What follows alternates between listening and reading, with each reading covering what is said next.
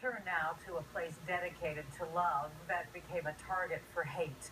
Whatever reason the killer had for striking there, the Emanuel Church in Charleston was at the very heart and soul of the African American community, a symbol for centuries, not only of faith, but of activism. And if its pastor is among those to pay the ultimate price for that, he's not the first. Here's CTV's Tom Walters. My name is Reverend Clementa Pinckney, the pastor of a church known simply as Mother Emanuel. It's a great honor.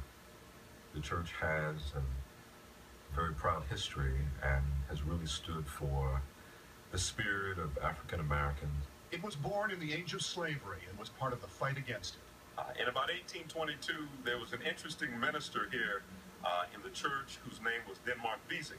Vesey had been a slave until he won a lottery and bought his own freedom. And in 1822, he planned a rebellion to free others. He was caught, tried, hanged. And the church itself burned. The congregation driven underground for decades, but unwavering through generations. We thank you for the spirit that dwells here, the spirit of Denmark Vesey. And the spirit of others who would come to Mother Emanuel. The spirit of Dr. King. The spirit of Coretta Scott King, who rallied for striking hospital workers here. A spirit of defiance and standing up for what is right and what is true. And Clementa Pinckney was not just doing that in church, but in the South Carolina State Senate, where today his presence was missed, and his absence was felt. For him, pastoral and political roles were one and the same. Our calling is not just within the walls of the congregation, but we are part of the life and community in which our congregation resides.